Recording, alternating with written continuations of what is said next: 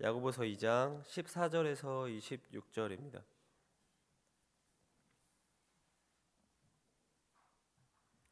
야고보서 2장 14절부터 26절입니다. 다 같이 교독하도록 하겠습니다. 내 형제들아, 만일 사람이 믿음이 있노라 하고 행함이 없으면 무슨 유익이 있으리요? 그 믿음이 능히 자기를 구원하겠느냐? 너희 중에 누구든지 그에게 이르되 평안히 가라, 덥게 하라, 배부르게 하라 하며 그 몸에 쓸 것을 주지 아니하면 무슨 유익이 있으리요? 어떤 사람은 말하기를 너는 믿음이 있고 나는 행함이 있으니 행함이 없는 내 믿음을 내게 보이라. 나는 행함으로 내 믿음을 내게 보이리라 하리라.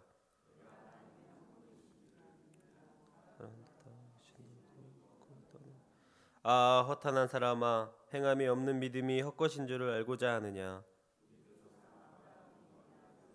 재단에 바칠 때 모든 것이 내가 보거니와 믿음이 그의 행함과 함께 일하고 행함으로 믿음이 온전하게 되었느니라.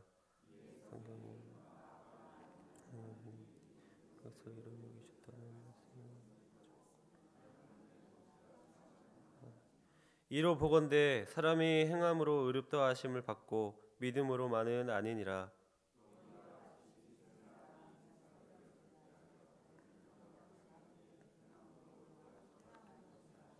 다 같이 영혼 없는 몸이 죽은 것 같이 행함이 없는 믿음은 죽은 것이니라.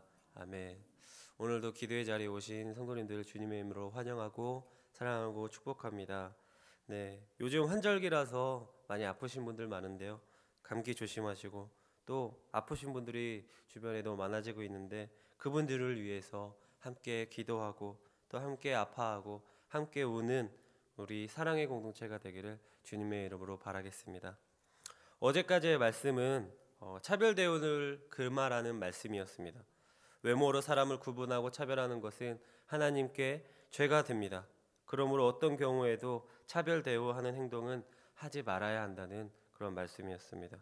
우리 동광제일교회는 이 땅의 기준으로 사람들을 판단하고 구분하는 어리석은 행동을 하지 않았으면 좋겠습니다.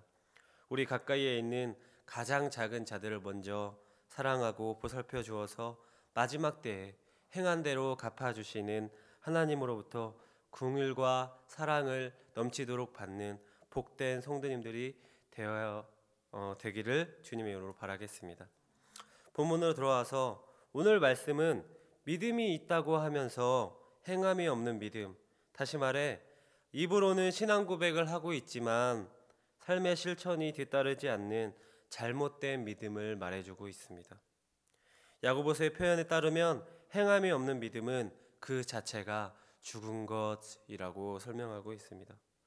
이 시대에 많은 사람들은 오해했습니다. 구원은 오직 믿음으로만 받는 것이기에 행위는 별로 중요하지 않다고 오해했습니다. 물론 구원은 믿음으로 받는 것이지만 그 믿음은 행함과 함께여야만 그 진실성이 입증된다는 것을 기억하시기 바랍니다. 여기서 오해하지 말아야 할 것은요, 야고보서는 우리의 어떤 공로적인 구원을 말하고 있는 것이 아니라 믿음과 행함은 동전의 양면과 같아서 항상 병행해야 된다는 것을 나타내고 있습니다. 믿음은 행함으로만 입증이 되고 행함은 믿음 위에서만 올바른 가치를 지니게 된다는 것입니다. 야고보서는 행함과 믿음은 반대가 아니며 오히려 나무와 열매의 관계에서처럼 결국은 하나라는 주님의 가르침을 새로운 각도로 우리에게 알려주고 있는 것입니다. 마태복음 7장 16절에서 20절에 이렇게 나와 있습니다. 그들의 열매로 그들을 알지니 가시나무에서 포도를 또는 엉겅퀴에서 무화과 나무를 따겠느냐. 이와 같이 좋은 나무마다 아름다운 열매를 맺고 못된 나무가 나쁜 열매를 맺나니 좋은 나무가 나쁜 열매를 맺을 수 없고 못된 나무가 아름다운 열매를 맺을 수 없느니라.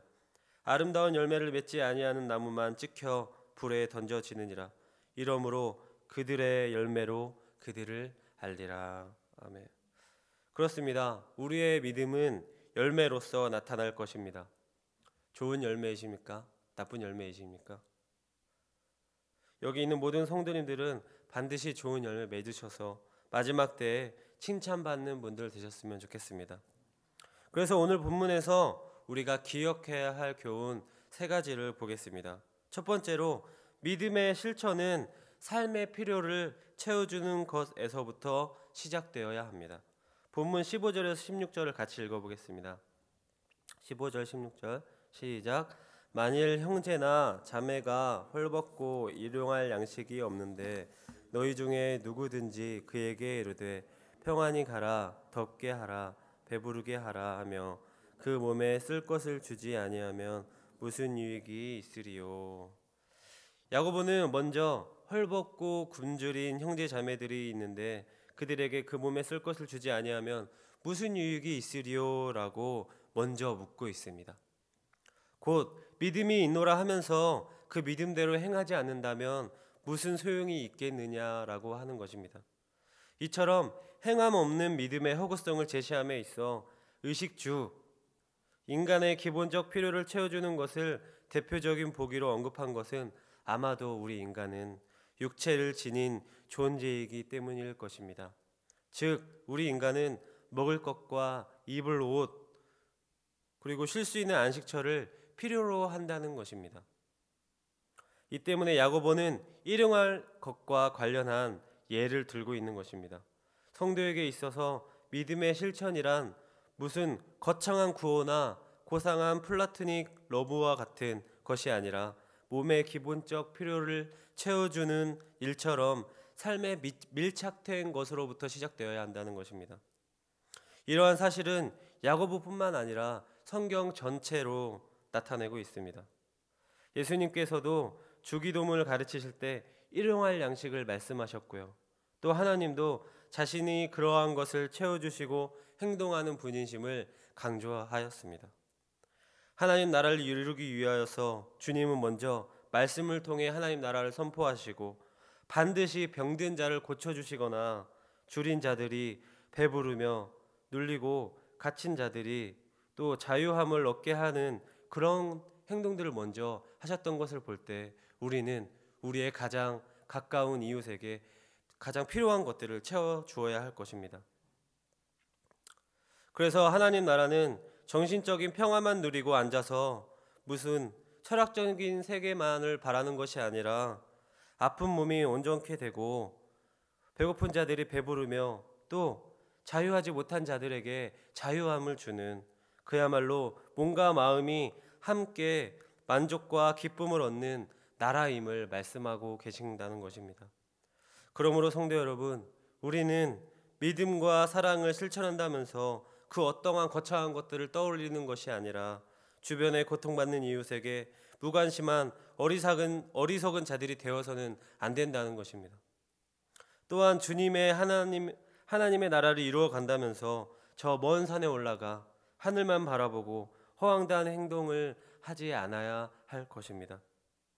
왜냐하면 하나님의 사랑을 필요로 하는 사람들은요, 저 높은 곳에 있는 것이 아니라 이 땅 낮은 곳에 바로 우리 가까이에 있으며 지금 그들에게 절실히 필요한 것은 어떤 고상하고 철학적인 말이 아니라 자신과 가족을 먹이고 입히는 작은 것들이기 때문입니다. 여기 계신 모든 주의 사랑을 받은 성도님들은 가장 가까운 생활이 어려운 이웃에게 작지만 구체적인 사랑을 실천하여서 그들의 필요를 채워주는 물 한 잔이라도 내어줄 수 있는 귀한 믿음 가진 또 귀한 믿음과 행함을 가진 성도님들 되기를 주님의 이름으로 바라겠습니다. 두 번째로요, 입술로 고백한 것은 반드시 증명되어야 합니다. 본문 18절을 같이 읽어볼까요? 본문 18절 시작. 어떤 사람은 말하기를 너는 믿음이 있고 나는 행함이 있으니 행함이 없는 내 믿음을 내게 보이라. 나는 행함으로 내 믿음을 내게 보이리라 하리라. 아멘. 세상에는 하나님을 입으로 시인하면서도 행위로는 부인하는 자들이 너무도 많습니다. 따라서 우리의 믿음은 반드시 구체적인 행위나 삶으로 그 진정성을 증명해 보일 필요가 있다는 것입니다. 그래서 성경에 많은 믿음의 조상들이 그 믿음을 증명하면서 살았던 것을 우리가 알고 있습니다. 또 하나님과 예수님 또한 그 믿음을 증명하였다는 사실을 우리 모두는 알고 있습니다. 따라서 우리는 단지 입으로만 회개하며 신앙 고백할 것이 아니라 삶을 통해 그에 합당한 열매를 맺는 자들이 되어야 한다는 것입니다. 또한 입으로 사랑과 평화를 외칠 것이 아니라 실제로 서로 사랑하며 섬기는 삶을 살아야 한다는 것입니다. 그래서 말씀과 진리를 실천하는 구체적인 삶을 통해서 우리가 고백하고 증거하는 믿음과 천국이 실제하는 것임을 분명하게 증명해 보이는 성도님들이 되어야 한다는 것입니다. 물론 너무도 어렵습니다. 말씀대로 살아가려면 너무도 제한이 많은 것 같습니다. 그러나 그것이 제한이 아니라 믿음의 열매로 나타나기를 주님의 이름으로 바라겠습니다. 또 세 번째로 믿음의 순종은 단순한 감상이 아니라 생사를 건 결단입니다. 본문 21절 25절에 이렇게 나옵니다. 우리 조상 아브라함이 그 아들 이삭을 제단에 바칠 때에 행함으로 의롭다 하심을 받은 것이 아니냐. 또 25절에 또 이와 같이 기생 라합이 사자들을 접대하여 다른 길로 나가게 할 때 행함으로 의롭다 하심을 받은 것이 아니냐. 아브라함과 라합은 믿음과 행위를 통해 하나님으로부터 의롭다 하심을 받았다고 성경에서 증거하고 있습니다. 어떤 행위입니까? 아브라함은 자기 아들의 생명을 바치라는 하나님의 말씀에도 순종하여 생명을 건 순종을 하였습니다. 라합은 어땠습니까? 이스라엘 백성이 요단강을 건너오는 것을 보면서 죽느냐 사느냐의 결단을 내리고 만약 그 사자들을 들키는 날엔 자신은 물론 가족들까지 죽임을 당하여 반역자로 몰릴 위기였다는 것입니다. 이 두 사람의 생사를 건 결단이 쉬웠을까요? 아니요. 너무도 어려웠을 것입니다. 그런데 왜 그런 결정을 내렸습니까? 믿으니까요. 믿음이 있으니까 자신이 너무도 어렵게 낳은 아들도 하나님께 바칠 수 있고 자신과 가족들의 생명까지도 하나님께 맡길 수 있었다는 것입니다. 그런데 세상이 점점 편해질수록 믿음을 바라보는 우리의 태도 역시 점점 나태해지는 경향이 있다는 것을 우리가 깨달아야 할 것입니다. 말씀은 자꾸만 축복 위주가 되어서 솜사탕처럼 변질되고 신앙생활 역시 편리함 위주로만 흘러가고 있는 것은 아닌지, 믿음과 행위로 의롭게 되는 것을 마치 편안한 의자에 앉아 신앙 고백하고 아름다운 음악에 맞추어서 찬송가 몇 곡 부르며 일주일에 한두 번 교회에 나와 봉사하는 정도의 수준으로 생각하고 있는 것은 아닙니까? 조금만 어려운 일이 있거나 귀에 거슬리는 말만 들어도 이내 시험에 들고 상처 은운하면서 교회를 등지는 것이 현실이 되어버린 이 지금 세상을 우리는 항상 기억하고 깨달아야 할 것입니다. 하나님을 믿고 따르는 것은요, 결코 단순한 감상이나 유의가 아닙니다. 주님께서도 자신을 따르겠다는 사람들에게 그 길은 십자가의 길이니 다시 한번 생각해 보라고 하신 것을 볼 때 아무나 갈 수 있는 길도 아니라는 것입니다. 말씀을 맺겠습니다. 사랑하는 동강제일교회 성도 여러분, 하나님 나라는 쉽게 들어갈 수 있는 곳이 아님을 항상 기억했으면 좋겠습니다. 오늘 말씀을 반드시 기억하면서 늘 십자가를 지는 각오를 했으면 좋겠습니다. 그래서 믿음의 선조들처럼 생명을 다해서 이 정도면 됐지 저 정도면 됐지 하는 신앙생활을 버리고 작은 것부터 구체적으로 실천하고 입술로 고백한 것을 반드시 지키시는 우리 귀한 사랑이 많으신 우리의 사랑이 공동체된 우리 동강제일교회 되기를 주님의 이름으로 기도하도록 하겠습니다. 이 시간 다